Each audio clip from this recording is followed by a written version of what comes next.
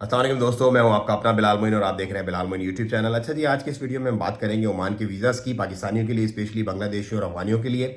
और उसके साथ ही साथ हम बात करेंगे कि किस तरह से यहाँ पर हुकूमत जो है वो प्रोटेक्ट करती है अपने कंज्यूमर्स को, आम लोगों को, और किस तरह से गोल्ड की प्योरिटी की चेकिंग की गई और लोगों को फाइन इम्पोज किए गए, ज्वेलर्स को स्पेशली। उसके साथ ही साथ कुछ हम बात करेंगे ओमान के जो एक लॉज हैं, यहाँ पर जो स्ट्रिक्ट लॉज हैं, जो आपका जानना ज़रूरी है, क्योंकि बहुत सारे मुल्क के लोग इस मुल्क में रहते हैं, सल्तनत ओमान में। तो वो अपने अपने एरिया, अपने अपने कल्चर, अपनी अपनी जगहों से आए हुए होते हैं, जिनमें बहुत सारे उनके अपने ममालिक में चीज़ें ऐसी होती हैं जो लीगल होती हैं, जो ओमान में इलीगल हो जाती हैं आकर के। क्योंकि सोसाइटी को प्रोटेक्ट करना, सोसाइटी को जो है वो एक उसकी जो वैल्यू है उसको बरकरार रखना यहाँ पर बड़ा मैंडेटरी है, और यहाँ पर लोगों के हुकूक हैं।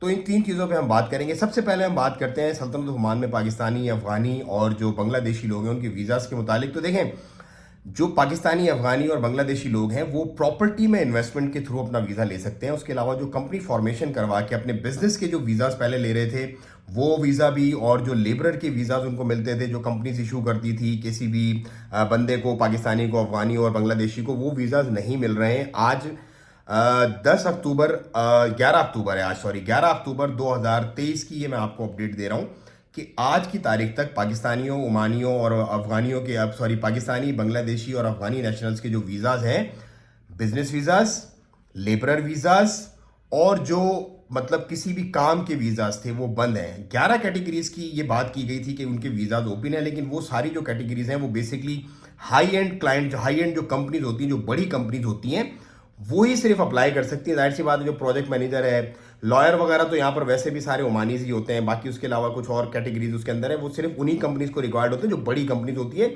और वो वीज़ा निकलवाना भी आसान नहीं है, उस पर पापड़ बेलने पड़ते हैं, कुछ बैकग्राउंड की चीज़ें हैं, जो बहुत सारी चीज़ें मैं यहाँ पे एलोबरेट नहीं कर सकता। तो ये तो है वीज़ाज की अपडेट जो मैंने आपको दे दी आज की डेट में। अब बात करते हैं कंज्यूमर को कैसे प्रोटेक्ट किया जाए। तो सोने की कीमत जो है वो स्काई रॉकेटिंग है, बिल्कुल बहुत आसमानों पे जा रही है।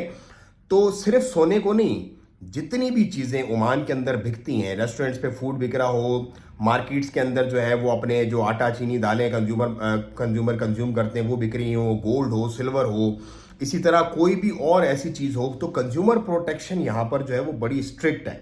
मतलब गाड़ियों पे, शोरूम्स पे जो गाड़ियां बिकती हैं, अगर वो कोई डिफेक्ट वाली गाड़ी हो जाती है, अक्सर हम न्यूज़ देखते हैं कि 25,000 रिटर्न करने का कहा है, 30,000 रिटर्न करने का कहा है शोरूम वाले को, कंज्यूमर प्रोटेक्शन की जानिब से कंज्यूमर को। तो ये इसलिए होता है कि जो जो प्रोडक्ट आप यहाँ पर कमिट करते हो ना कि भाई मैं ये बेच रहा हूँ आपको, वही अगर आपको नहीं मिल रही और क्लाइंट को उसके अंदर लगता है कि नहीं यार, ये प्रोडक्ट तो मुझे ऐसी जैसे इसने बताई थी, जैसे बिल्कुल कोई एक्सीडेंट नहीं है, कोई पेंट नहीं है, गाड़ी के अंदर कोई मसला नहीं है, और जब मैंने ली तो इसके अंदर ये मसला आ गया, तो वो केस सूट करते हैं। तो उसके बाद जो है वो फिर कंज्यूमर प्रोटेक्शन, उनकी हेयरिंग होती है। जाहिर सी बात है, उसका एक प्रोसीजर है, 2 4 6 8 महीने, साल भी लग जाता है बास केसेस के अंदर अगर कॉम्प्लिकेटेड हो, लेकिन राइट्स आपको आपके मिल जाते हैं। तो इसी को लेकर के गोल्ड की कीमत क्योंकि अब बहुत ज़्यादा हाई चल रही है, तो गोल्ड की जो MOCIP जो है अपनी, हमारी जो मिनिस्ट्री ऑफ कॉमर्स है, उसके रिप्रेजेंटेटिव्स ने रेट्स किए हैं। रेट से मुराद ये है कि इंस्पेक्शंस के लिए जो है वो दुकानों को जाके चेक किया है कि जो गोल्ड वो बेच रहे हैं अपनी दुकानों में वो प्योर है या नहीं है, वो स्टैंडर्ड्स के मुताबिक है या नहीं है। तो 22 कैरेट है तो 22 कैरेट ही होना चाहिए। 21 कैरेट अगर आप करके बेच रहे हो तो 21 कैरेट ही होना चाहिए। अगर 24 कैरेट की आप बार बेच रहे हो बुलियन, तो 24 कैरेट ही होना चाहिए। तो उसकी प्योरिटी को चेक किया गया, और जिस भी दुकानदार के पास वो प्योरिटी मैच नहीं हुई, वो स्टैंडर्ड मैच नहीं हुए। देखिए, एक तो चीज़ें यहाँ पे प्योर ही होती है, लोगों को पता है कि फाइन होते हैं, लेकिन कुछ ऐसे होते हैं जो डंडी मारने के चक्कर में, आगे पीछे कुछ एक्स्ट्रा मनी बनाने के चक्कर में अपने कंज्यूमर को डिच करते हैं। तो उन उन उन लोगों को इस तरह की जो पेनल्टीज वगैरह हैं वो फिर इम्पोज होती हैं।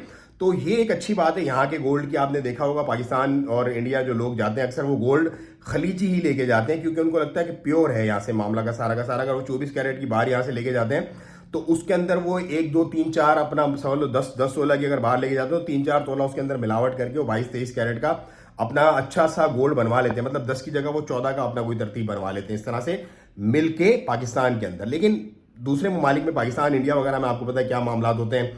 कोई मतलब इस तरह की चेक एंड बैलेंस नहीं होता, कोई नहीं होता। तो सुनार फिर अपने हिसाब से अपनी तरतीब चलाता है। सब सुनार एक जैसे नहीं है, लेकिन जो लोग इस तरह के बेवकूफ़ बनाते हैं, लोगों से जालसाजी करते हैं, सिर्फ उन्हीं के लिए ये। अच्छा, इसके बाद बात करते हैं लॉज की। देखिए, पिछले दिनों ना दुकम के अंदर एक एक्सीडेंट हुआ है, और उसके अंदर तकरीबन 8 बांग्लादेशी लोग अपनी जान से चले गए और 2 लोग शदीद जख्मी थे। तो उन 8 बांग्लादेशी लोगों की जब लाशें रोड पर थी, तो वहां पर एशियन नेशनल्स, कुछ फिल्मा रहे थे, मतलब वो वीडियोस बना रहे थे उन लाशों की पड़ी हुई। तो उसके ऊपर जो है वो आरोपी ने बड़ा स्ट्रिक्ट एक्शन लिया और उन लोगों को अरेस्ट किया है, क्योंकि ओमान में किसी भी शख्स को फिल्माना, किसी भी शख्स की वीडियो लेना विदाउट उसके कंसेंट के, विदाउट उसकी परमिशन के, वो अलाउ नहीं है। तो उन लोगों को अरेस्ट कर लिया गया है और उसके ऊपर जो है वो कानूनी कार्रवाई अभी चल रही है।